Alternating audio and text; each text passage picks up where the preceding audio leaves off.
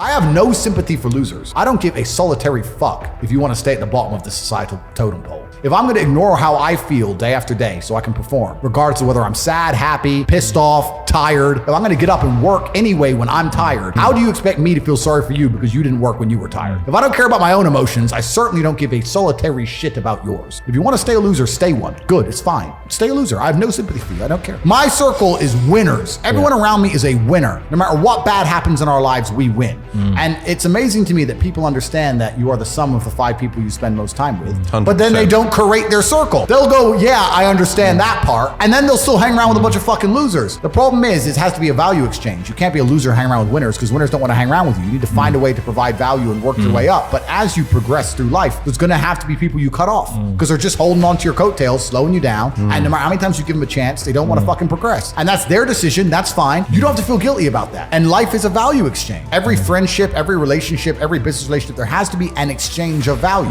As you progress through life, if people stay in the same place, you're only giving value. You're not receiving any value back. And you have to be ruthless about those things. Like, I have a very curated circle, and everybody in my circle is extremely useful and we're extremely successful. And it's a very motivating thing. If you're in a room full of ice cream experts and all they talk about is ice cream, how to move ice cream, how to sell ice cream, different flavors of ice cream, how you make ice cream, you're going to learn a lot about ice cream. If you're in a room full of people who are billionaires, guess what they're talking about? Money. And guess what you're going to learn about? Money. I don't sit and have pointless conversations with people. I don't even know what people are talking about. If me and my friends meet, we end up talking about the earth and how it can pay us. That's what we talk about. And that's how we manage to make a bunch of money. So you have to be ruthless with your circle. And for people out there who understand this, a lot of people say they understand it, but they genuinely don't. But if you do and you are trying to progress your circle, you need to find a way to provide value. You need to either join networks like my one on corporative.com, or you need to find a way to provide value. I'll give you an example. In Romania, I was driving and I went to a town called Cluj. It's a very small town. I went in a nice car and a kid came up to me and he said, I run the car spotting page and we take pictures of the Ferraris and Lamborghinis. Can I take a picture? It's like, yeah, sure. And anyway, he took a picture of it and then he gave me his business card and he said, I just want you to know, I don't even like cars. I just knew the best way for me to meet rich people is to take photos of nice cars. I hired him. Yeah. He was smart enough to go, well, where's the money? Over there. Yeah. How do I get close to the money? Oh, they don't want to talk to me. But if I take cool photos of his car, he might want to talk to me. You have to find a way to provide value to people. Yeah. If you provide value and it's a value exchange, you'll do good. I say this to people and they go, oh, but my friend, and we have a good time together.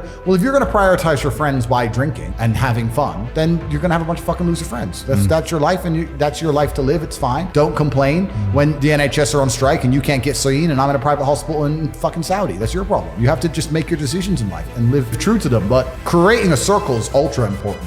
And it's not just important financially, it's also important for your entire life and your mindset as a whole. Because it's amazing, especially amongst men, we never want to be the poorest person in the room. We never want to be the weakest person in the room. So if you're with a group of killers, you have now this massive expectation. It's almost like societal pressure and a positive force. If I go to my friends, I can't be the weakling. If everyone does X amount of push-ups, I have to do it. That's it. So you can get, just like peer pressure can be a negative, peer pressure can be a massive positive and it can accelerate you towards the moon. You can get an upward spiral. So my team, it's not just about how we make money. It's also an entire mindset. I don't want to be the only scared one in the group. If me and my team, if me and my 6 closest friends are walking down the street and a couple guys came up to us with machetes, I know they wouldn't be afraid. So now I'm not afraid. Now no one's afraid. Now you're fucked. It's like an army.